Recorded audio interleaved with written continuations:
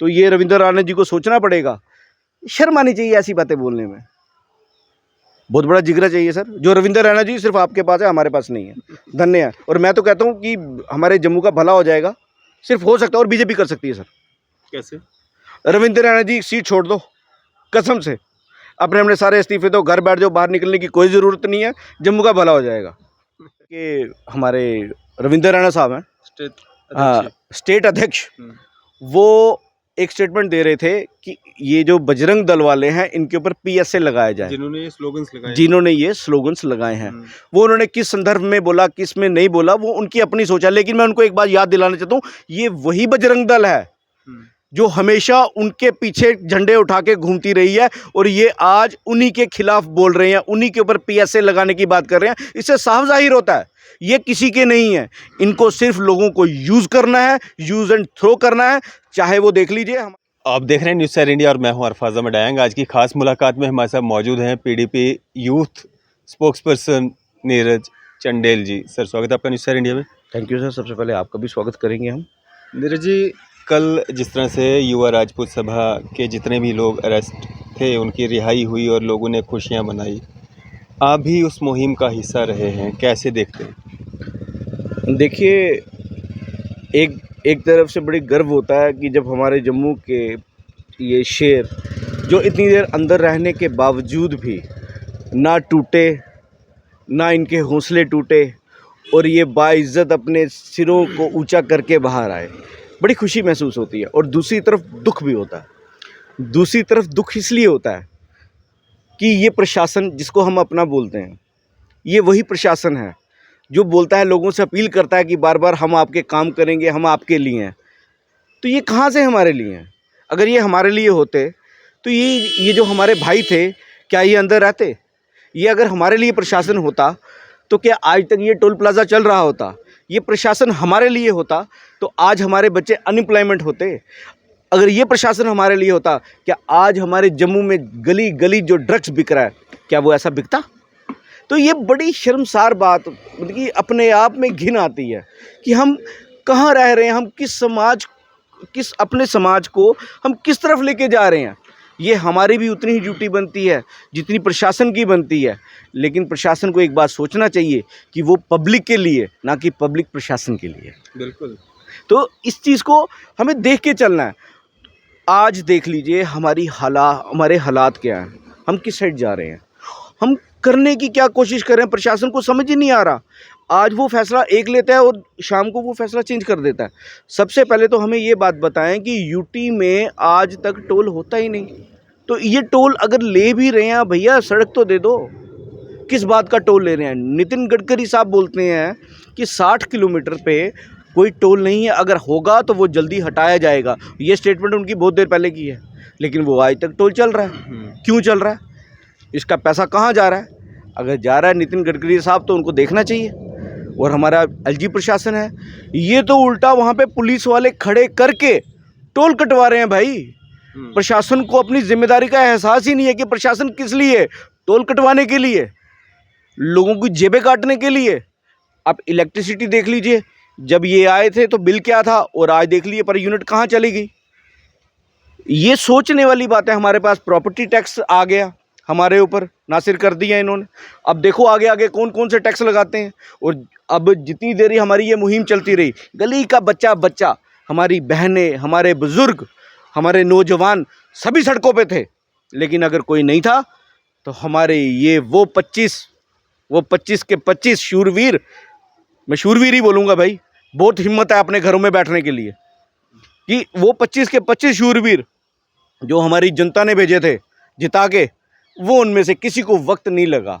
और हमारे एक MP साहब हैं, वो बोलते हैं कि ठीक है, लोगों का काज करने के लिए अगर कोई आगे आ रहा है तो अच्छी बात है, हम नहीं तो वही सही। तो भैया रिज़ाइन करो, घर में बैठो ना।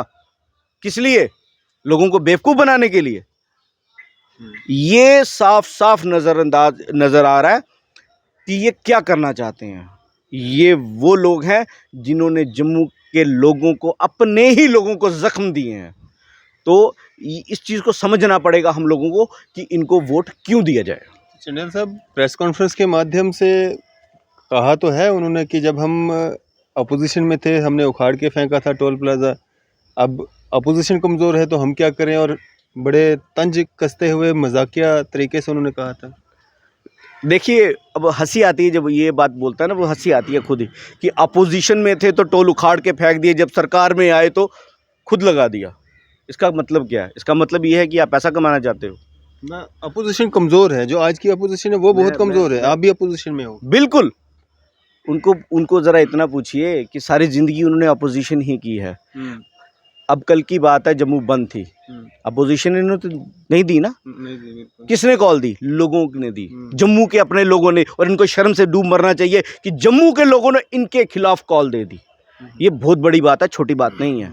ये इसीलिए तो 25 के 25 घर में बैठे थे, घर से निकले ही नहीं। इनका मेयर साहब बोलते हैं हमने 50 साल अपोजिशन की है, इसलिए मैं अब मेयर बने हैं। मेयर आप नहीं बने, मेयर आपको लोगों ने बनाया। आपकी मेहनत का कोई वो नहीं है। आप जिसका तमका लेके घूमते थे ना साथ में, लोगों ने उसको वोट दिए थे, आपको वोट नहीं दिए। ये सोचने वाली बात है। तो इसको हमें बड़े पॉजिटिव वे से देखना चाहिए। लोगों को ये चीज़ देखनी है कि हमें करना क्या है आगे। आज अपोजिशन कमज़ोर है। किसने बोला?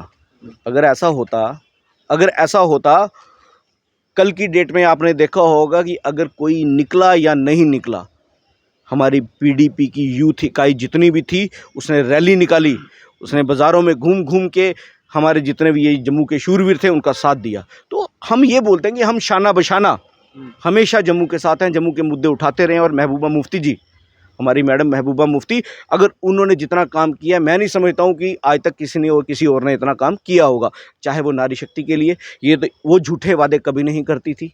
बेटी पढ़ाओ बेटी बचाओ, ये झूठा जुमला था। लेकिन महबूबा मुफ्ती जी ने जो बोला वो करके दिखाया। उन्होंने बच्चियों के लिए 50% पे स्कूटीज दी। उन्होंने लेडीज़ के लिए जितनी कोर्ट फीस थी वो ज़ीरो कर दी। और इतने काम किए उन्होंने, इतने काम किए। हमारी जितनी बॉर्डर की बेल्ट थी उसके लिए भर्ती के लिए उन्होंने बटालियन की भी घोषणा की थी। उन्होंने हमारे जितने डेली वेजर थे उनके लिए भी एक पॉलिसी बनाई थी। उन्होंने कहाँ काम नहीं किया।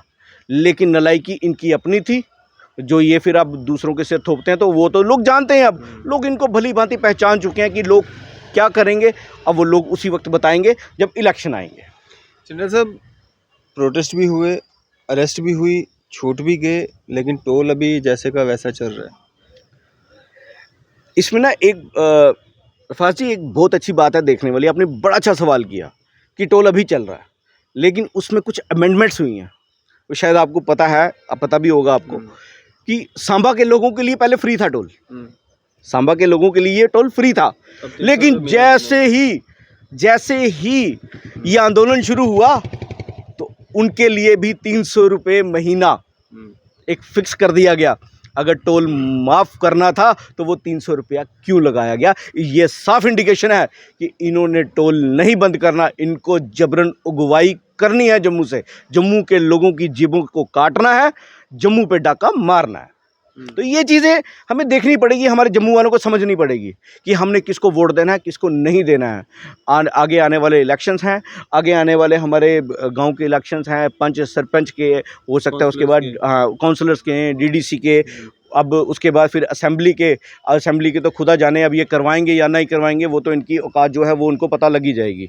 तो ये बहुत बड़ी बातें हैं। ये जो सारा मतलब प्रोटेस्ट हुआ, अरेस्ट हुई, जम्मू बंद हुआ, इतना नुकसान हुआ, इसका फ़ायदा क्या हुआ? इसका फ़ायदा हुआ, हम जम्मू वाले एक आ गए। हमारे जम्मू वाले एक प्लेटफॉर्म पे आ गए। हमारे जम्मू वालों को एक दूसरे से प्यार शुरू हो गया। हमारे जम्मू वालों को जितना प्यार पहले था उतना ही प्यार दोबारा आ गया। हमारे जम्मू वाले जो बटे हुए थे वो एक हो गए। हमारे जम्मू वालों को इतनी समझ आ गई कि अपना कौन है और बेगाना कौन है। ये बहुत बड़ी बात हुई हमारे साथ। हमारे जम्मू वाले जितने भी हैं ना, वो इतने अच्छे लोग हैं ना, इतने अच्छे लोग हैं। और महबूबा मुफ्ती जी हमेशा जम्मू वालों की बहुत प्रेज़ करती है। वो कहती है कि जम्मू वालों ने क्या नहीं किया हमारे लिए। जब कश्मीर हमारे जितने भाई थे वो जब वहाँ से यहाँ आए, कश्मीर से जम्मू आए, तो जम्मू वालों ने क्या नहीं दिया उनको। जम्मू वालों ने अपनी ज़मीनें उनको दी, जम्मू वालों ने अपनी नौकरियों में से उनको नौकरियाँ दी, जम्मू वालों ने अपना पानी बांटा, जम्मू वालों ने अपनी बत्ती बांटी। जम्मू वालों ने अपना हर दर्द उनके साथ बांटा जो उनका था। तो और जम्मू वाले और क्या करेंगे? जम्मू वालों ने तो दिल्ली वालों को भी बहुत प्यार किया था, लेकिन दिल्ली वालों ने हमेशा पीठ में छुरे मारे, और इसका जो आगे भुगतान है ना, तो वो तो उनको करना ही पड़ेगा। हम जम्मू वाले हम भूलते नहीं हैं कभी भी। चंद्र साहब, ये जो टोल वाला मामला है, आज अगर वो हट भी जाता है, रोड क्लियर हो जाती है, फिर से 6 महीने के बाद या साल के बाद टोल फिर से लग जाएगा, लेकिन स्मार्ट मीटर्स एक बार लग जाएंगे वो हमेशा चलते रहेंगे, प्रॉपर्टी टैक्स एक बार लग जाएगा वो हमेशा चलता जाएगा, या बाकी सारे अनएम्प्लॉयमेंट है या बाकी सारी चीज़ें हैं, वो भी कहीं ना कहीं एक बहुत बड़ा अहम इशू है। कहीं ऐसा तो नहीं है कि वो सारे जो इश्यूज़ हैं उनको दबाने के लिए जो है इस मुद्दे को जो है तूल दिया जा रहा है या दिया गया था? देखिए, बात ऐसी है, जहाँ तक हम टोल प्लाज़ा की बात कर रहे हैं कि वो 6 महीने बाद जब लगेगा, तो फिलहाल तो उठा नहीं है, उम्मीद है। उम्मीद उम्मीद उम्मीद पे तो दुनिया कायम है। खैर, हमारे जम्मू के शेर लगे हुए हैं, वो तो हम कुछ ना कुछ करके ही छोड़ेंगे उसको। और दूसरा, जहाँ तक हम स्मार्ट मीटर की बात करते हैं, स्मार्ट मीटर एक ऐसा मीटर लगाया कि जो इन्होंने पहले लगे थे डिजिटल मीटर, 4 बार तो मीटर इनके चेंज हो में गए। चेंज हो गए हैं। तो मैं सीधा सीधा सवाल पूछना चाहूँगा इन्हीं से कि ये जो 4 बार का खर्चा किया भैया, ये किसकी जेब से लाया? ये किसकी जेब से लाया और किसकी जेब पे डाका मारा है? अपने घरों से तो लाया नहीं होगा, अपनी तनख्वाहों में से तो किया नहीं होगा। नेचुरली टैक्सपेयर का पैसा। इनके अपने ऑफिसेज के बिल देख लीजिए, इनके अपने ऑफिसर्स और इनके ऑफिसेज जितने हैं उनके बिल देखिए, वो लाखों में होंगे। तो वो नहीं इन्होंने लेने हैं, लेकिन लोगों से इन्होंने जबरन वसूली करनी है। अब इन्होंने प्रीपेड मीटर शुरू कर दिए हैं। कल हो सकता है ये दोबारा इसको रिवाइज करें, इसके यूनिट प्राइजेस को, और यूनिट प्राइजेस दोबारा ऊपर जाएंगे। ये तो हो सकता है ना। ये तो इनकी मंशा साफ दिख रही है, ये हमारे जम्मू के साथ करना क्या चाहते हैं। अब उसके बाद हम आ जाते हैं अनएम्प्लॉयमेंट पे। जब से ये एलजी प्रशासन आया है, तब से आज तक ऑन रिकॉर्ड है 3 से 4 हज़ार लोग, 3 से 4 हज़ार लोग ऑन रिकॉर्ड है सर। मैं बोल रहा हूँ दोबारा कि 3 से 4 हज़ार लोग रिटायर्ड हो रहे हैं हर महीने, एवरी मंथ। बिल्कुल। तो मैं पूछना चाहता हूँ एडमिनिस्ट्रेशन से, क्या उन्होंने इतनी वैकेंसीज निकाली हैं? क्या उन्होंने हमारे बच्चों को नौकरियां दी? हमारे जो डेली वेजर्स जितने भी बैठे हैं, क्या उनको पक्का किया? तो ये बहुत अलग सी एक प्लेटफॉर्म पे एक अलग सोच पे चल रहे हैं। इनकी सोच एक ही है कि हमें जम्मू को लूटना है और लूटना है और लूटना है, बस, और कोई काम नहीं है। क्योंकि हमारे जम्मू वालों से इनको, मैं पहले भी एक बार बोल चुका हूँ और दोबारा बोलता हूँ कि हमारे जम्मू वालों से इनको कोई हमदर्दी नहीं है। ना ही हमारे जम्मू की जितनी लीडरशिप है नहीं बीजेपी की, ना इनकी सेंटर में कोई सुनवाई होती है। अगर सुनवाई होती तो हमारे एमपी साहब ये नहीं बोलते कि मैंने NHIS वालों से बात की है, लेकिन वो मेरी बात मान नहीं रहे तो भैया इस्तीफा दो, घर बैठो। तुम्हें कोई ज़रूरत नहीं है, तुम्हें हक नहीं बनता कि उस कुर्सी के ऊपर बैठो, तुम लोगों को रिप्रेजेंट करो। इसलिए लोगों का पैसा खाना बंद करो। ये जो तनख्वाहें खा रही हैं, ये लोगों की लगाई हुई हैं, तुम्हारे घर की नहीं है। तो ये चीज़ें सोचनी पड़ेंगी हमको कि हमें आगे करना क्या है, हमें करना क्या चाहिए। चंद्र साहब, जम्मू की अगर हम बात करें, जम्मू में आपसी भाईचारा जो है इसकी मिसालें दी जाती हैं। जम्मू कश्मीर हमारा जो है हिंदू मुस्लिम सिख ईसाई सब भाई भाई, इस तरह के स्लोगन्स लगाए जाते हैं, लेकिन कुछ ताकतें ऐसी हैं जो इसमें भी दरारें डालने की कोशिश करती हैं। अगर हम बात करें 15 अगस्त, जिस दिन हमारा देश जो है वो आज़ादी की खुशियाँ मना रहा था, हर जगह पे तिरंगा झंडा जो है वो खुशी से लहराया जा रहा था। उसी दिन तिरंगा रैली के दौरान जो है कुछ लोगों के द्वारा जो है कुछ इस तरह के स्लोगन्स दिए गए, जिससे आपसी भाईचारे में कहीं ना कहीं जो है ठेस पहुंच सकती थी, आपसी भाईचारा जो है ख़राब हो सकता था। कैसे देखते हैं, क्या कुछ इस तरह के लोगों पे सख्त कार्रवाई नहीं होनी चाहिए? देखिए, सख्त कार्रवाई करनी या नहीं करनी वो मेरे इख्तियार में नहीं है, वो एडमिनिस्ट्रेशन के इख्तियार में है। होनी चाहिए या नहीं होनी चाहिए? देखिए, जो हमारे तिरंगे के साथ खिलवाड़ करेगा, जो हमारे देश के साथ खिलवाड़ करेगा, हम उसके खिलाफ हैं, उसके हम साथ नहीं हैं। लेकिन मैं कल ही देख रहा था कि इनके जो बीजेपी के हमारे रविंद्र रैना साहब हैं, स्टेट अध्यक्ष, वो एक स्टेटमेंट दे रहे थे कि ये जो बजरंग दल वाले हैं, इनके ऊपर PSA लगाया जाए, जिन्होंने ये स्लोगन्स लगाए हैं।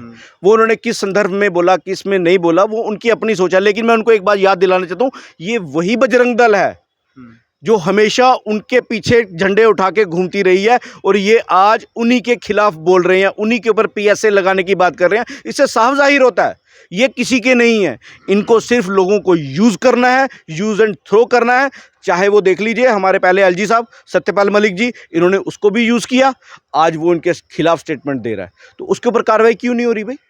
वो तो एलजी था ना, गवर्नर थे वो। गवर्नर थे हमारी स्टेट के।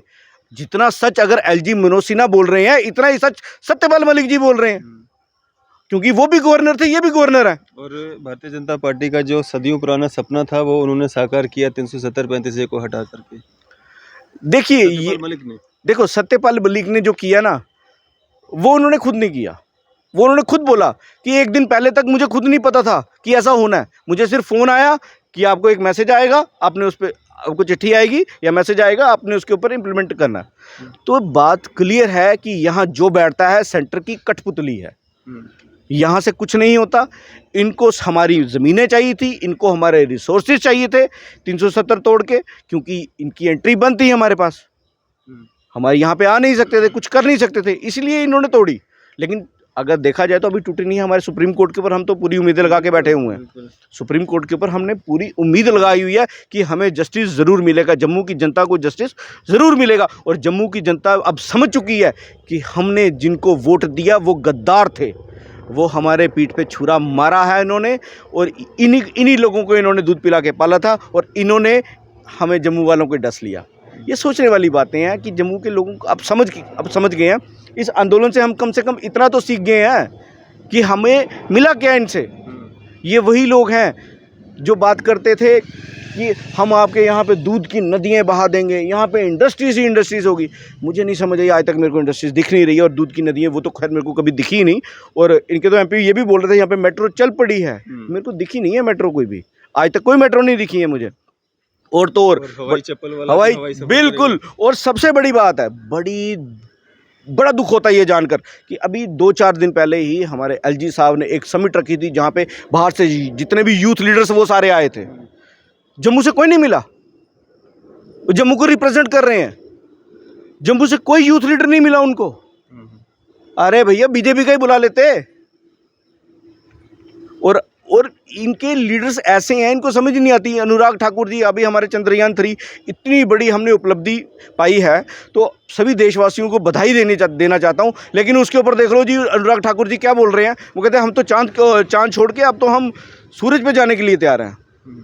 अब भाई सूरज, अब मेरे को तो समझ नहीं आती है कि नासा ने नहीं सोचा कभी इस बात को। तो यहाँ पे इतनी गर्मी है तो वहाँ पे कितनी होगी। तो वही तो चीज़ है। लेकिन हो सकता भाई इनके पास कोई कवच हो, इनके पास कोई कवच हो बीजेपी का बनाया हुआ, तो वो लेके जा सकते हैं, ये हम नहीं जा सकते। एक चीज़ आपने बड़ी अच्छी कही कि युवा जी, यूथ, भारतीय जनता पार्टी में भी एक यूथ विंग है, वो भी कहीं नहीं दिखा इस प्रोटेस्ट में, लोगों की आवाज़ में, या उनके कोई लोग कहीं सड़कों पे आते बातचीत करते, या यूथ इनके पास भी बहुत सारा है। देखिए मैं उनको कुछ नहीं, मेरे को उल्टा उनसे हमदर्दी है। हमदर्दी है? बिल्कुल, मुझे बहुत हमदर्दी है सच्ची में। बीजेपी के लोगों से, इनके वर्कर से मुझे बहुत हमदर्दी है, क्योंकि वो ऐसी घंटी गले में बांध चुके हैं ना, जो ना बजा सकते हैं ना उसको चुप करके बिठा सकते हैं। इन्होंने ऐसी छिपकली मुंह में डाल ली है, ना ये निगल सकते हैं ना उगल सकते हैं। अब अगर जाते तो अपनी पार्टी इनको देशद्रोही बोल देती, अपनी ही पार्टी देशद्रोही बोल देती। जो हमारे जम्मू के शेर थे, इनको मेरे को समझ नहीं आया कि जब इनको लेके गए 24 घंटे के अंदर अंदर तो मैजिस्ट्रेट के आगे पेश करना था ना इनको सीधा जेल में शिफ्ट कर दिया। और जेल में शिफ्ट भी किया, चलो वहाँ पे भी मैजिस्ट्रेट होते हैं, जेल में भी होते हैं, लेकिन इनको रखा कहाँ, किस हाल में रखा? हार्डकोर मुजरिमों के साथ रख दिया। क्या टेररिस्ट थे? क्या ये टेररिस्ट लोग थे? ये किस काज के लिए गए थे, ये सोचना पड़ेगा हमें। और ये हमारे सिर के ताज हैं, जिनका दमन करने की इन्होंने कोशिश की है प्रशासन ने। ये हमारे सिर का ताज है। भारतीय जनता पार्टी के कुछ नेता भी ये कहते हुए पाए गए हैं कि ये जो यूथ वहाँ पे था, युवा राजपूत सभा या उनके अलावा बहुत सारे और भी संगठन थे, ये हमारे ही लोग थे, हम ही में से थे। इसका मतलब फिर ये खुद ही अपनी पार्टी का ढिंढोरा पीट रहे हैं, ढोल बजा रहे हैं। तो रविंद्र राणा जी, मैं आपको ये चीज़ बोलना चाहूँगा, इसको पहचानिए ये बंदे कौन है, ये लोग कौन है जो आप ही का डोल जो गली गली में बजा रहे हैं। ये अच्छी बात नहीं है। और आप ही के खिलाफ सही बात है, ये बहुत बड़ी बात बोल दी सर आपने। तो ये रविंद्र राणा जी को सोचना पड़ेगा, शर्म आनी चाहिए ऐसी बातें बोलने में, बहुत बड़ा जिगरा चाहिए सर। जो रविंद्र राणा जी सिर्फ आपके पास है, हमारे पास नहीं है। धन्य है। और मैं तो कहता हूँ कि हमारे जम्मू का भला हो जाएगा सिर्फ हो सकता है, और बीजेपी कर सकती है सर। कैसे? रविंद्र रैना जी सीट छोड़ दो, कसम से अपने अपने सारे इस्तीफे दो, घर बैठ जाओ, बाहर निकलने की कोई ज़रूरत नहीं है, जम्मू का भला हो जाएगा। चलें, शुक्रिया हमारे साथ बातचीत करने के लिए। ये थे हमारे साथ नीरज चंडेल जी, यूथ स्पोक्सपर्सन PDP। इसी तरह की मजीद अपडेट्स के लिए आप देखते रहें न्यूज़ सर इंडिया। मैं अरफाज अमडैंग, कैमरामैन शाहनवाज के साथ।